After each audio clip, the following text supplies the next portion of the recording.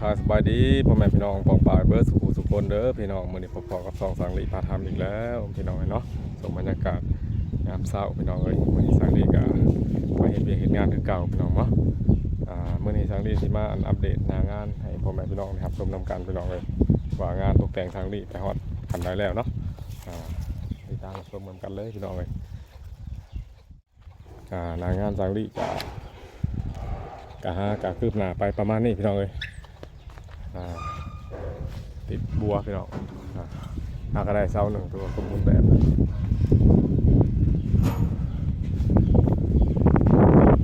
บัวแบบ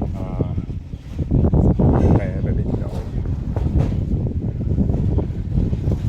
ส่วนด้านนี้พี่น้อง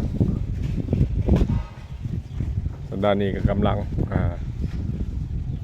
ใกล้สิแล้วพี่น้องอาจจะแล้วมื้อนี้เนาะแล้วก็ไปต้นหน้าต่อ3ต้นสัญญาณลูกติ่งกับทั่วตั้งและเป็นที่สมบูรณ์ส่วนด้านนี้ก็เห็นเบาลุงคนสาบพี่น้องก็วานนี่จับเหลี่ยมไว้เนาะ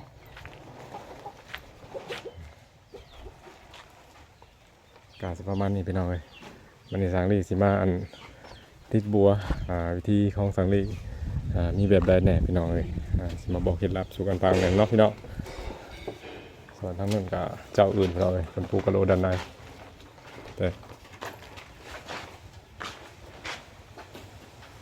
อันนี้ก็ยังสิมีอัน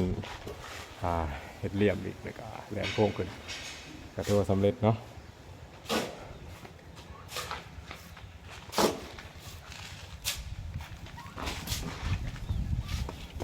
วันนี้ก็สิเตรียมหมอนทรายก่อนพี่น้องน่ากระยำแห้วมากพี่น้อง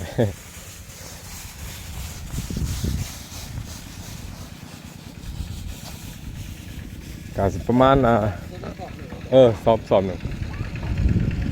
ก็เหลืออีกประมาณ50%พี่น้องก็ได้50%แล้วแหละเนาะที่ไม่สั่งนี่เห็นก็สิประมาณนี้พี่น้องส่วนค่าจ้างก็ประมาณ10,000 กว่าพี่น้องปลาย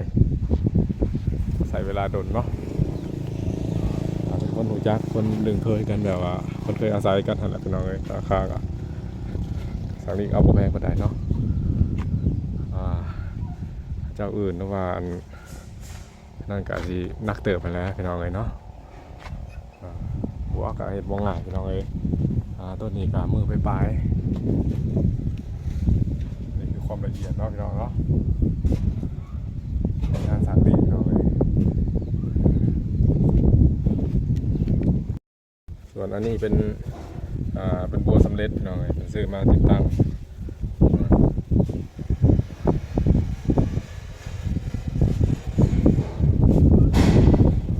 พี่น้องมือนี้ก็สิแล้วแหละต้นนี้เนาะเป็นมือหน้าก็สิต้นนี้ลงมากับคันไดเอาน้อยเนาะแก่ส่วนยางมันคือเก่าพี่น้อง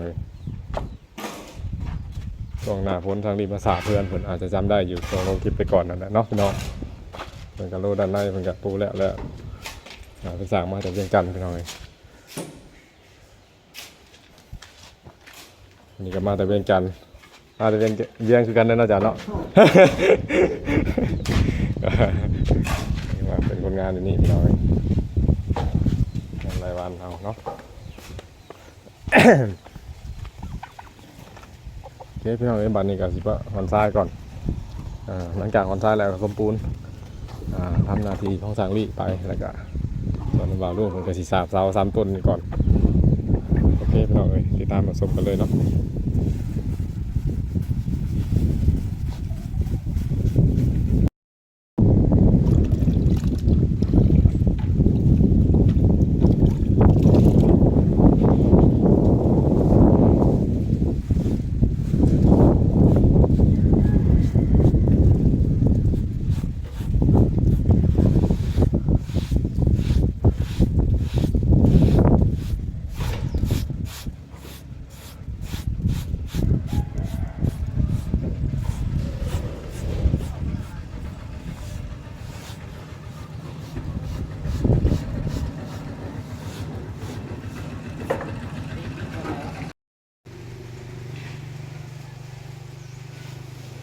ข้าวไปเลยเนาะ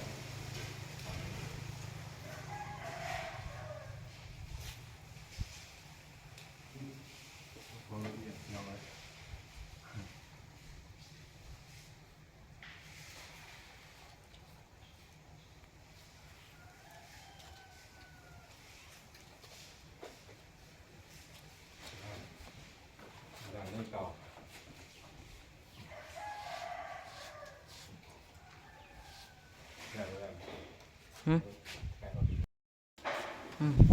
ไทยเราเองเราไม่ได้ล่าเลย แค่ไก่เบิดเนาะถึกเสา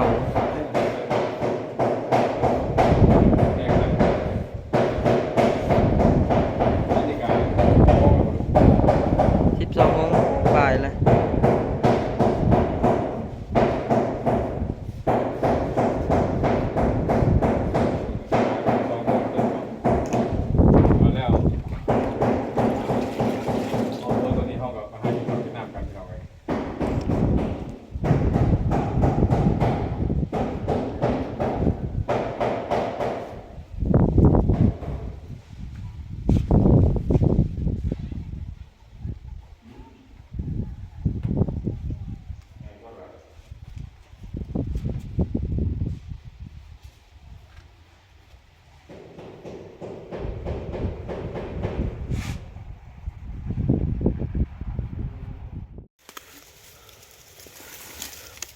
โอ้เหี้ยตัวนี้พี่น้อง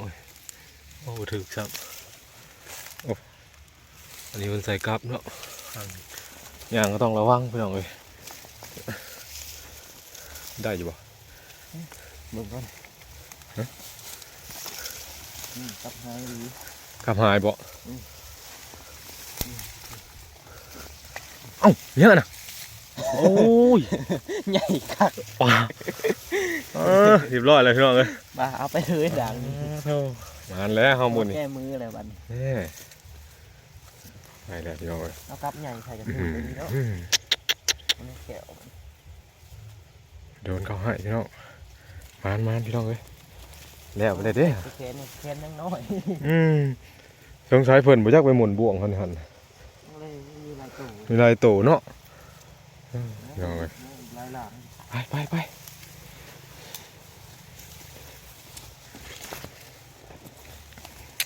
มาแทนเห็ดเวียกกับมายามแห้วพี่น้องเลย แม่ว่าเขาไปทางนี้บ่วัน แม่นละทางนี้ละ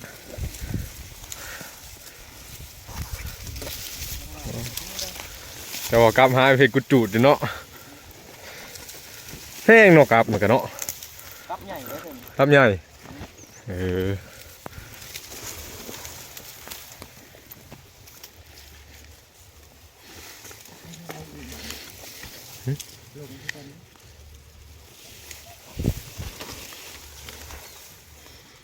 นี่บัวนี่มาเนี่ยมันนาย เอาขวดเนาะ น้องเอาวัดกินอีกมื้อที่สอง พี่น้องหอยหนู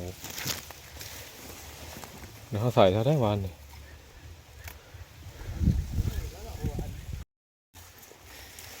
ไปต่อพี่น้องโอเคเนาะพี่น้องบานนี้กาเลิกจากเวียกจากงานกะมาหาอยู่หากินต่อพี่น้องเลยสำหรับพี่มีสังลีกะขอตัวลาไปเพียงเท่านี้ก่อนพี่น้องเอ้ยไว้พบกันคลิปใหม่เนาะ